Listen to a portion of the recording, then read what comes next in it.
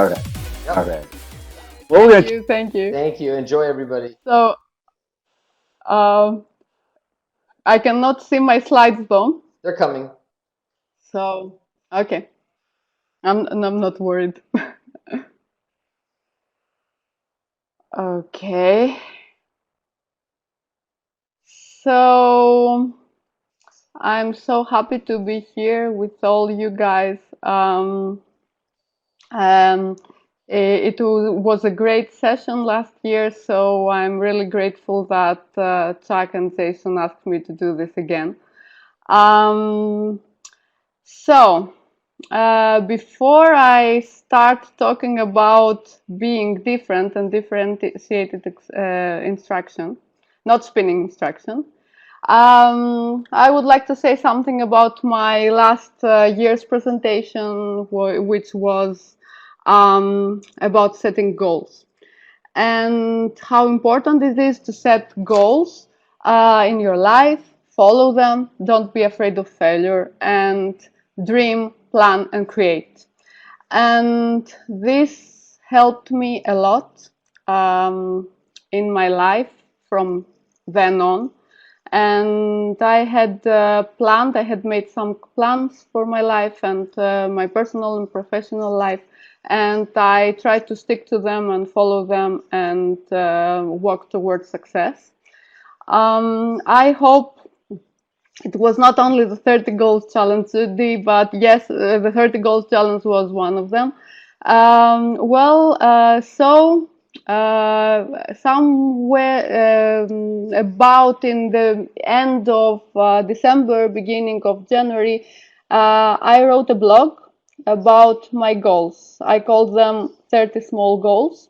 Or New Year's resolutions. I don't like the term New Year's resolution, so I named them 30 small goals.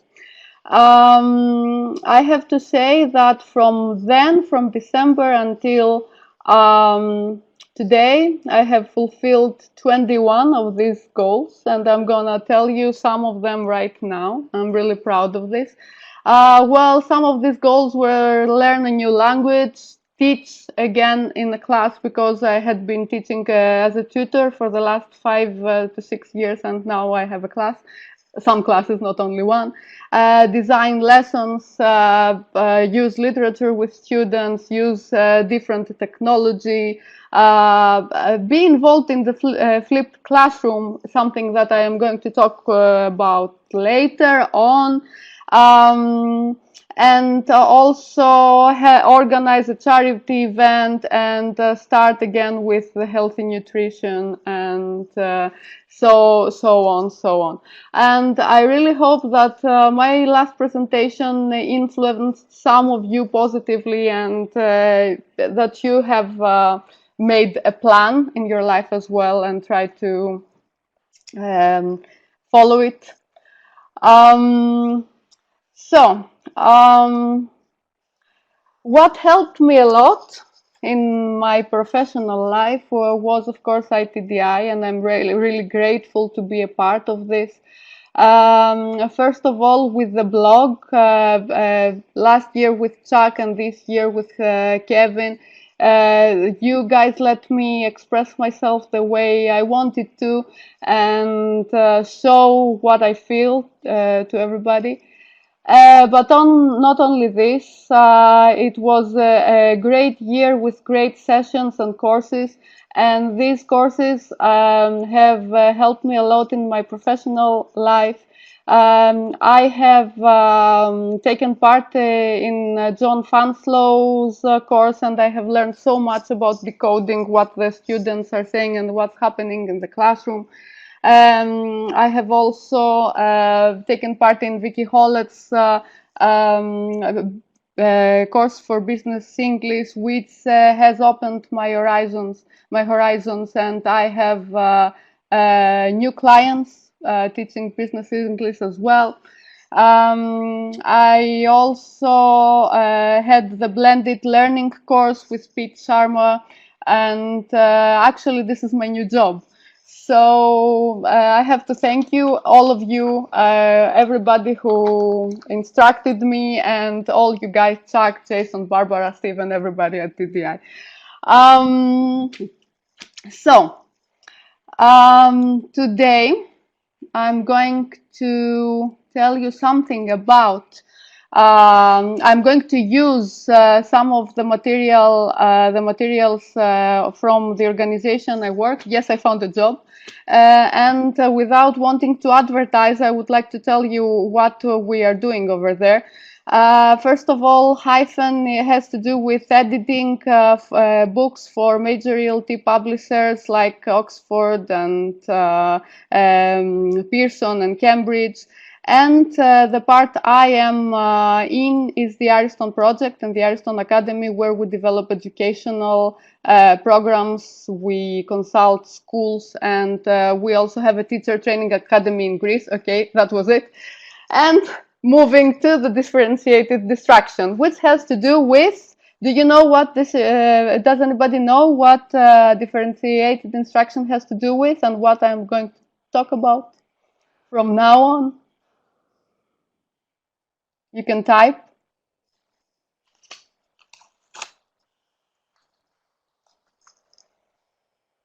Yes, personalizing learning, correct. One of the things. Learning types, yes, Theodora, that's right. Yes, Hannah, correct. Keeping differences in mind.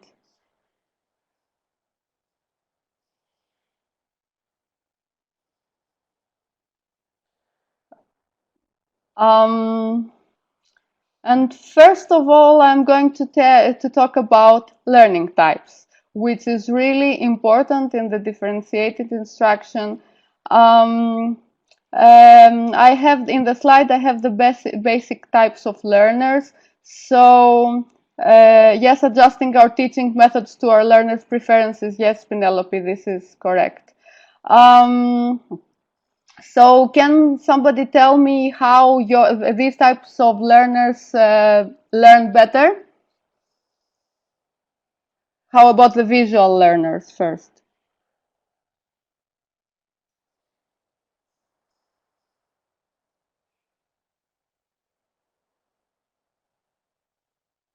Watching material, yes.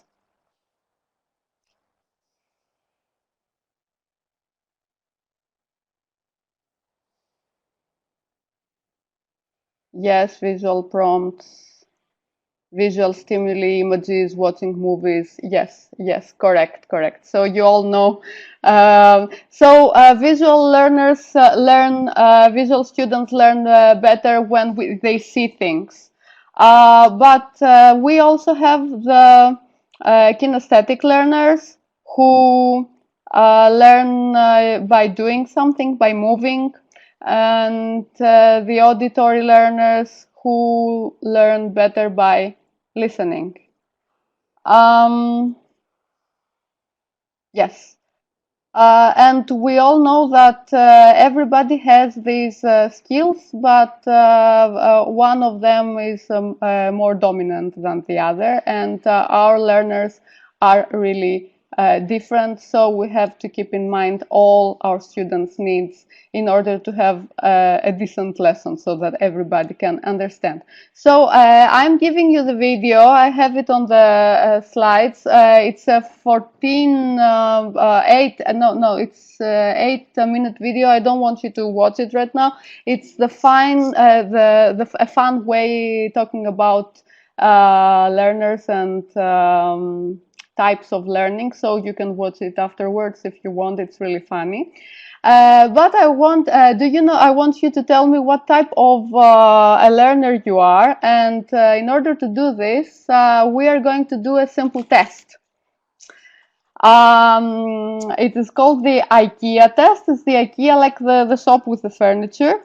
So imagine, yes, a test. So imagine that you have bought something from this shop, and you have to, yes, I have the IKEA test. You have to put the furniture together. because in there, when you go to the shop, you always get the furniture into pieces. So what do? Do you read the instruction first and then do what you have to do? Do you have somebody to read to you the instructions and follow the steps? Or do you experiment on your own without reading or listening? So, experiment, you read the instructions.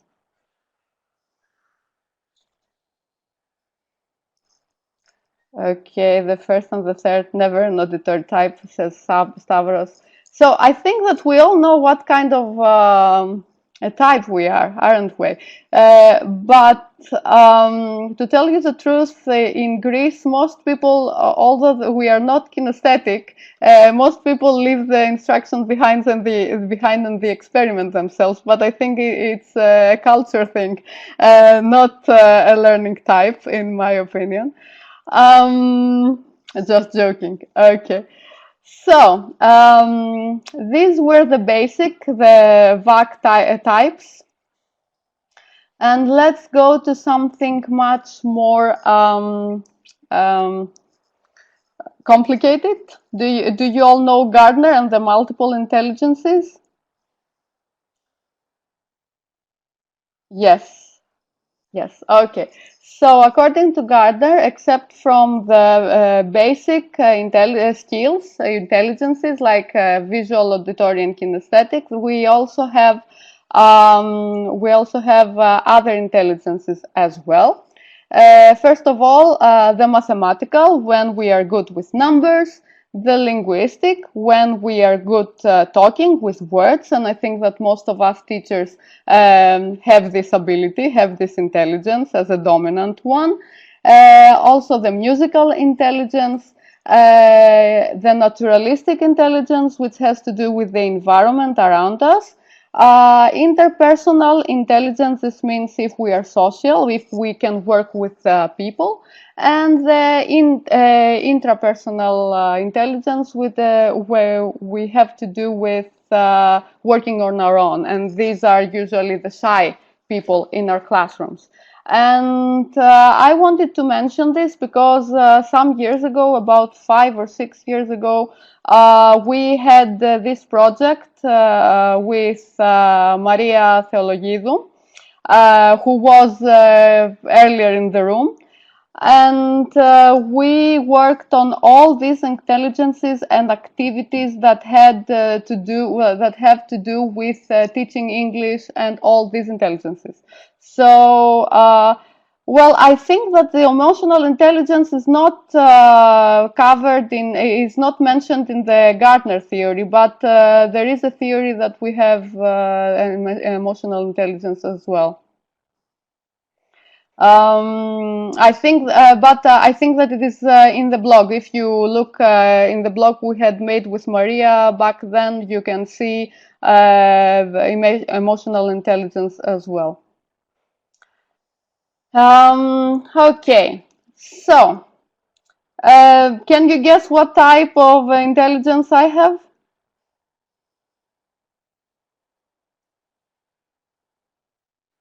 Well, it's easy, but anyway, yeah, yeah, bodily kinesthetic. Yeah, you're correct. So, because I am bodily kinesthetic, I'm not special. I mean, I don't have a mathematical intelligence as well. I cannot add, or I get lost everywhere. But anyway, I'm kinesthetic, right? And this is the quote that represents me, I think, that by Confucius. I hear and I forget, I see and I remember, I do and I understand. Well, Chuck is posting all the links here. The Ariston Academy is where I work, actually. Okay, and being a kinesthetic person, of course, I couldn't do something else than a kinesthetic project. And this is what we did this year at the TESOL Macedonia Trust Convention, together with my trainers, Penelope and Nick. And we had activities, and I'm going to tell you something about these activities that had to do with movement. We had activities that had to do with movement and language. So we had the vocabulary games with balls, where somebody threw the ball to each other, and they had a theme like environment, and they had to say words that had to do with environment, and whoever did not catch the ball or could say another word had to leave the cycle. We also had a blindfolded direction game. We also had a variation of running dictation, which was more like a relay dictation. You can see at the bottom left picture. And we also had some breathing techniques in the end for relaxation and what a teacher could do to relax with their students. And I am mentioning this because it's a really good example of PLC. Do you know the initials PLC?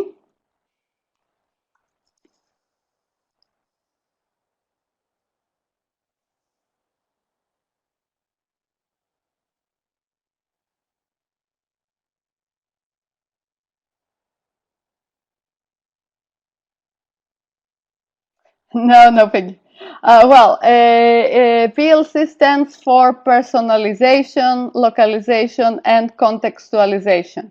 This means in my case here in the Keep On Moving project, the participants, the students or the teacher's trainees actively took part in what we were doing. Then the localization, they learned specific vocabulary. And in the contextualization, they used the grammar that had to do with the activity. For example, in the blindfolded direction game, they had to use direction words and also imperative, the imperative. Um, Moving to something else right now that will have to do with the next slide. This is, you all know Sugata Mitra and his thoughts about learner autonomy. And could you tell me what you think of autonomy and if you use it in your classroom?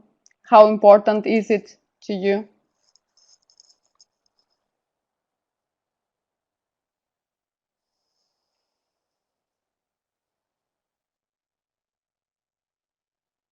I really admired him, by the way.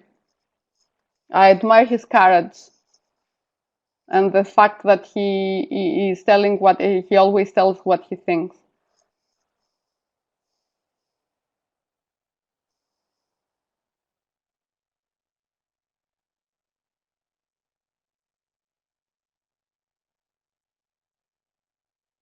Well, Theodore, it doesn't mean actually that the students lead the way.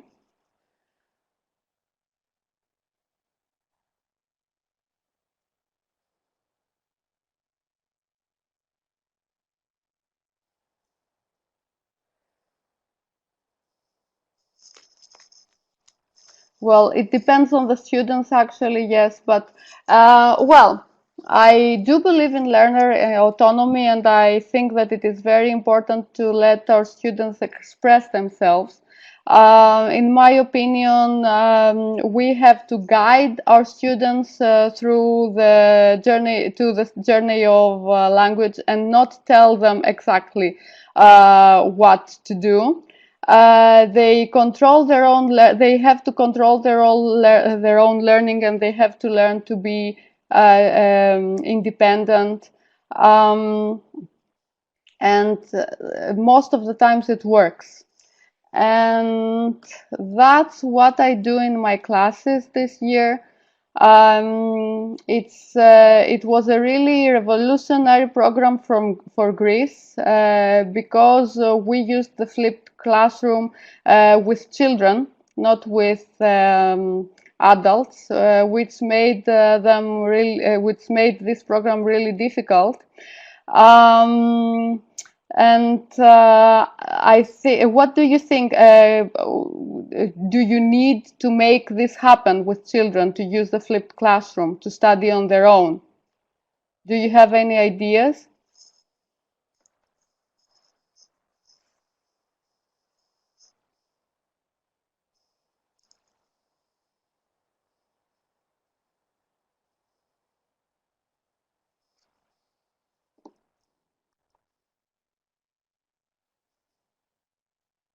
Yeah, sometimes it does, sometimes it doesn't. But how can we make it suitable for children in order to work from home?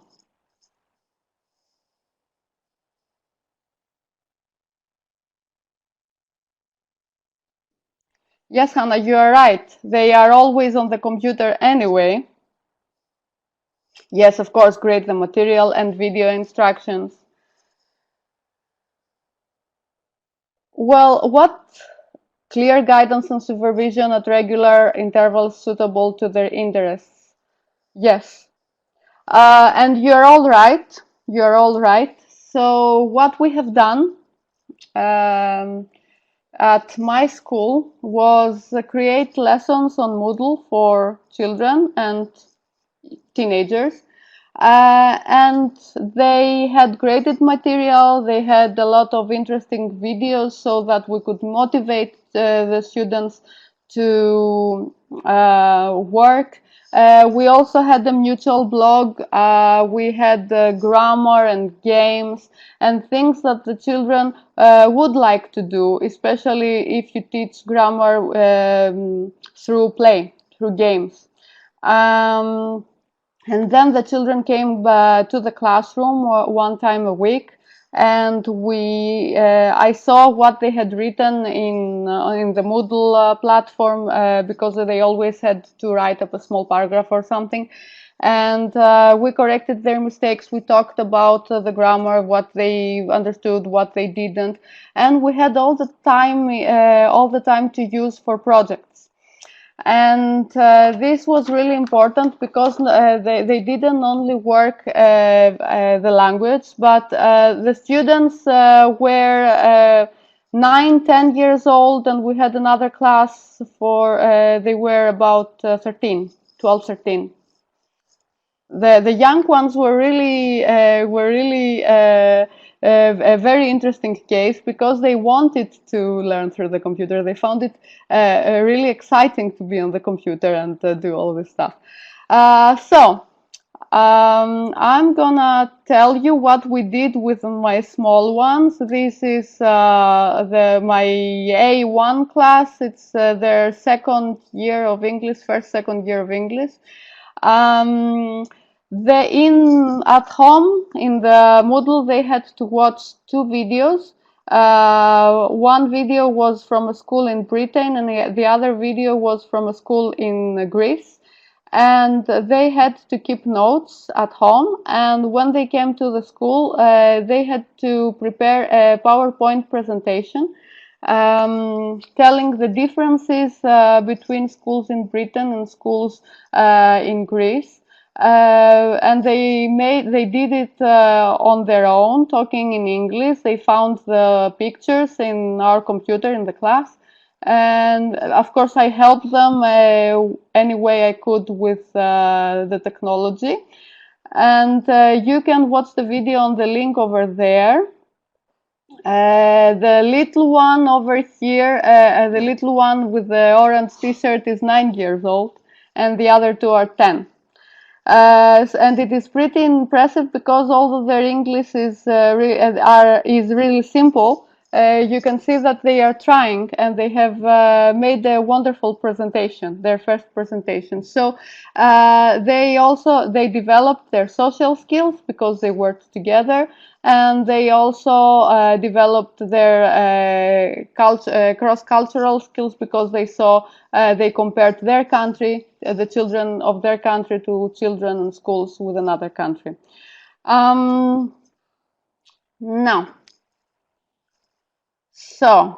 and talking about skills, I'm going to say something the opposite of what Barbara said yesterday.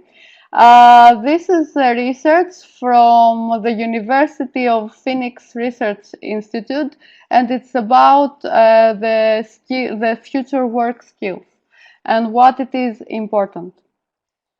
Um, so do you have any idea except these skills that are presented here?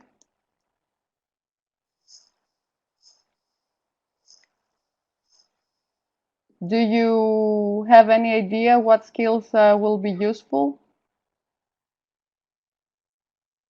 Can you hear me? Yes, okay. I thought I froze for a minute.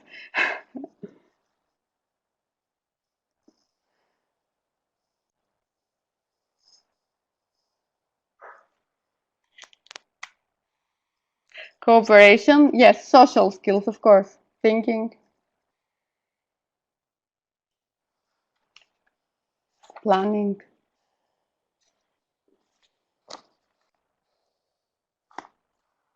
Let me look at my notes over here. Okay, innovation. Okay, let me tell you what the University of Phoenix has come up with.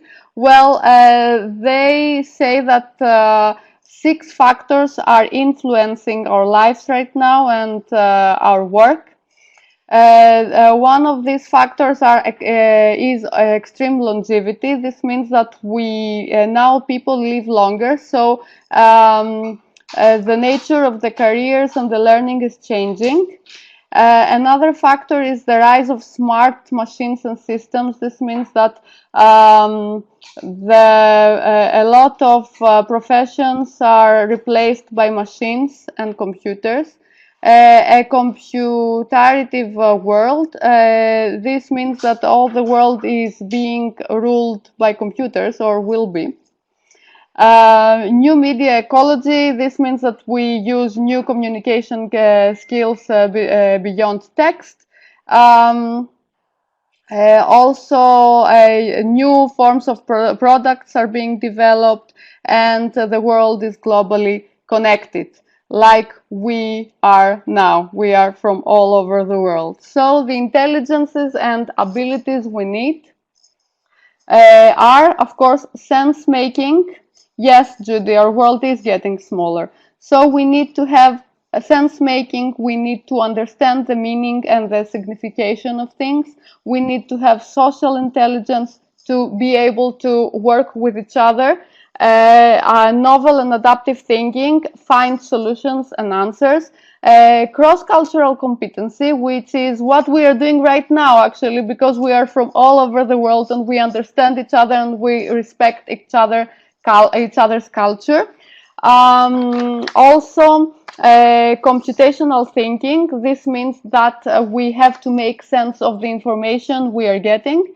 New media literacy, learn how to use videos, blogs, apps, transdisciplinarity, and in our teaching world, in our schools, this is called CLIL. So we mix all some fields together for a result. Designed mindset. This means that we work on tasks to have the outcome, the desired outcome we want.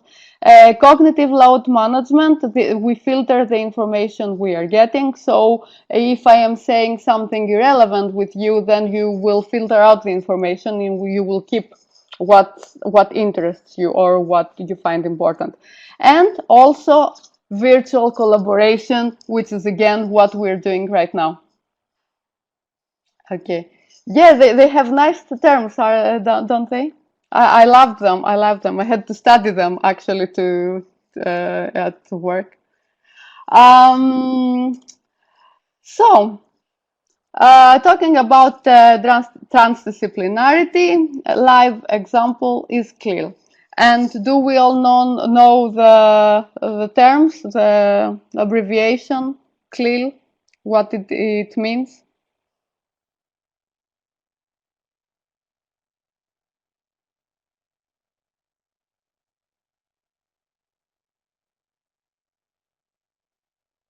Content integrated.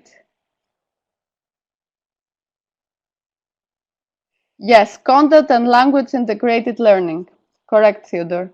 And Gordana, immersion programs. Correct, correct. So this means that we use the language, the foreign language, English in our case, with other fields like chemistry, like physical education is what we did in the project with my trainers. And yes, as the medium of instruction, Theodore, correct. And believe me, it works. Because the children do not have only the course book and the grammar book, and they don't learn only English, but they learn something interesting in the world, what is happening in the world, and that's where STEAM comes from. And steam, it's not the steam from something boiling or the steam of the train.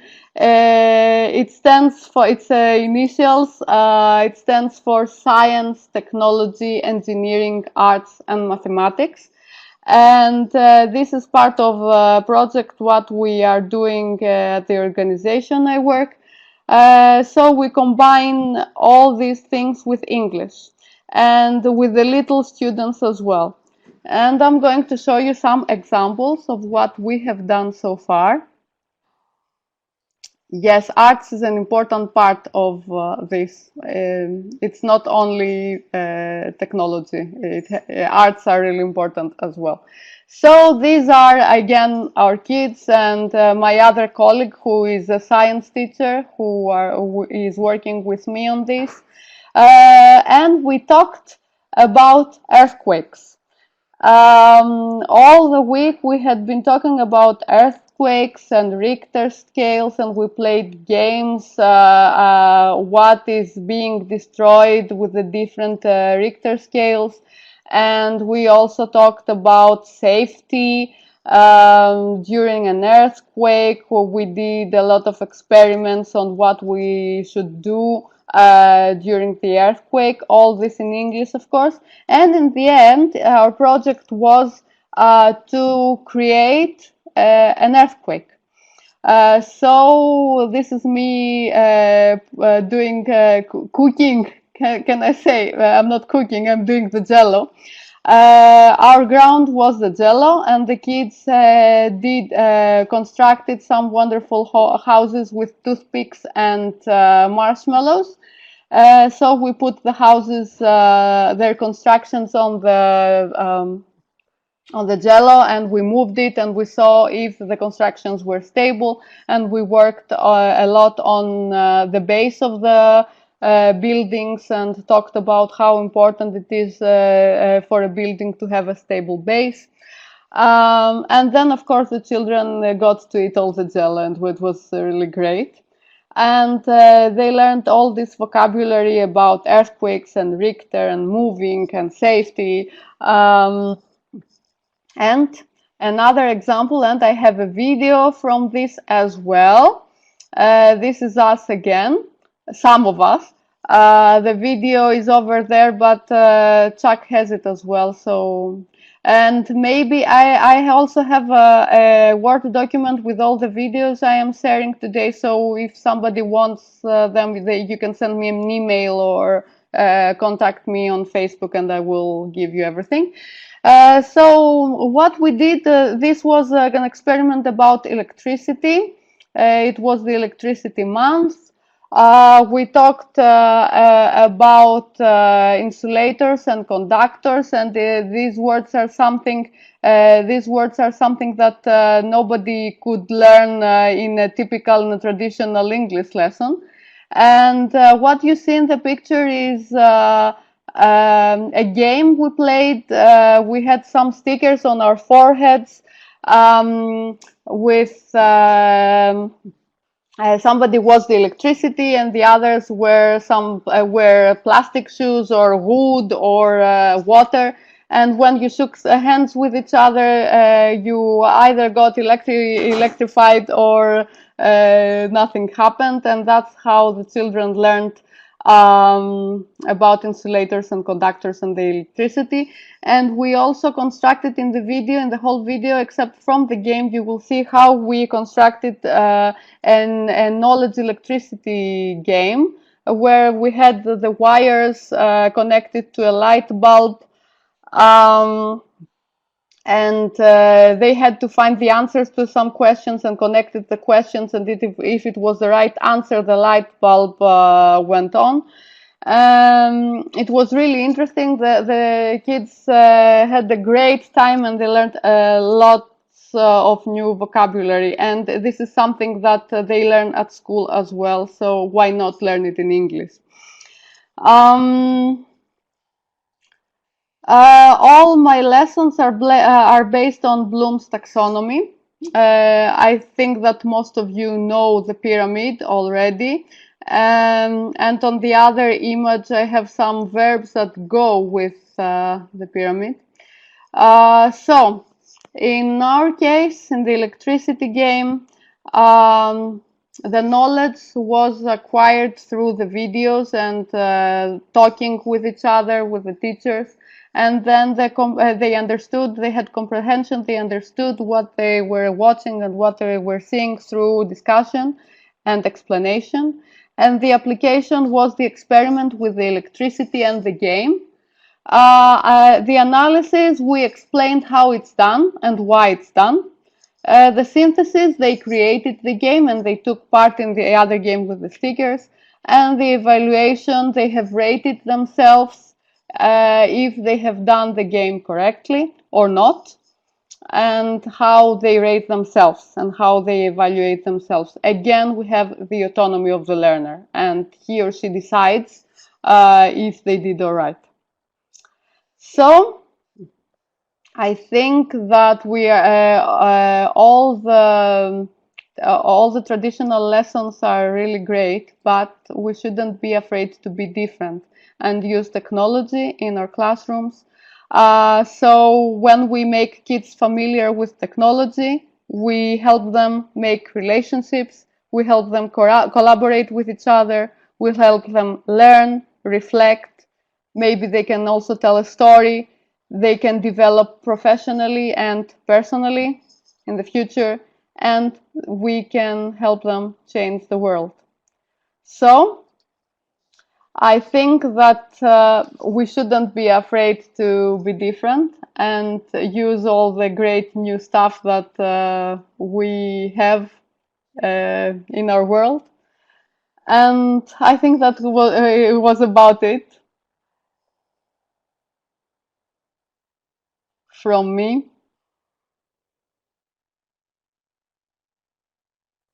Sorry, that was just great. Well, I see that everybody. Anybody have some questions? You talk fast. You are a fast talker. Well, I told you, Chuck, that I didn't rehearse because I didn't have the time, so I didn't know how long it will take me. Chuck, I think you're going to need to scoot up there. Okay. Okay.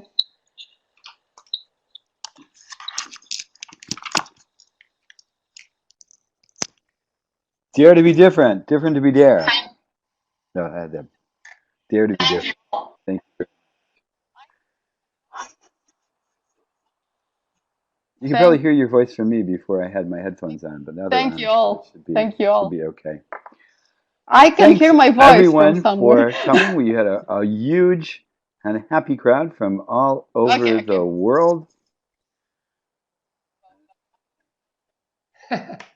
Really? You didn't look nervous. Not at all. You look great. You look relaxed. I'm really happy about that. I was really nervous.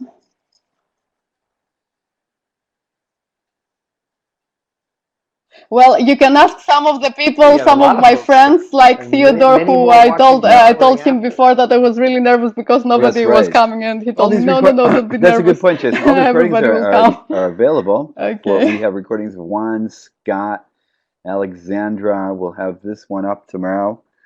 So if you've missed any of the sessions, and Barbie's is going to be up very soon as well. So if you've missed any of the sessions, you can watch the recordings.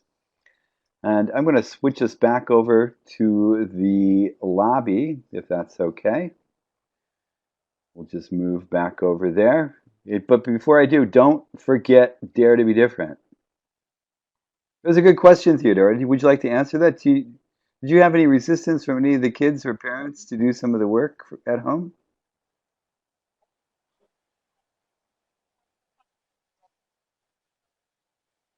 Yeah. Well, actually, to tell you the truth, this was a pilot program. It was the first year that we have tried this. So we told the parents beforehand that their children would take part in something like this. So everybody who took part wanted their kids to do it, and they were really That's good. happy. I Very good. mean, we Could you had tell us a little bit? a lot of comments, positive comments in this. Well, about the kids, the Moodle gives you the chance to control what the kids are doing, what the students are doing. So, watching the video, they also had to write a small paragraph. So I could see, and I also had some questions and multiple choice questions and stuff like that. So I could see who did what. And every day I had to check the students' progress. So if somebody did not do the work, I called the parents and I told them, okay, um, this student has not done any work, That's so great. he or I have a she question. Could you tell us won't a be little able bit to more understand about the what we're going Artisan to be Academy doing that in you're the live involved in session, now? in the I face-to-face I session. know So the that's a new parents helped job us a for lot you. on this. Mhm.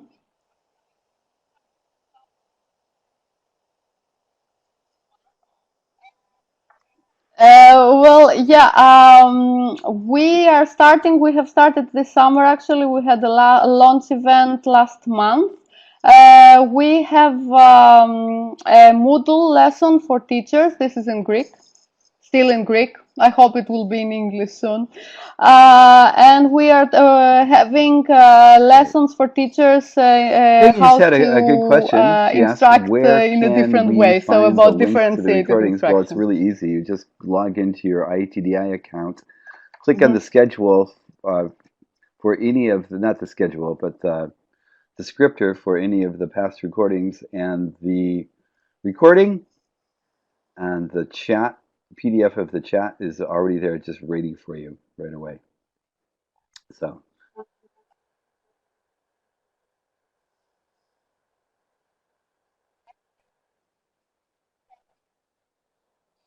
And also, if okay, somebody needs fabulous. the links, I I'm going to take us have the back to list the of the lobby. links as well, so they can contact me as well. I will give them the links. Yeah, that it's like a time warp thing that happens there when we shift from one room to another. We've Oh, all I'm actually dizzy again. changed places now. You understand? It's not. It's, we think this is a virtual classroom, but it's not. We're existing in a real space somewhere. Yeah, wonderful presentation. Thank you very much.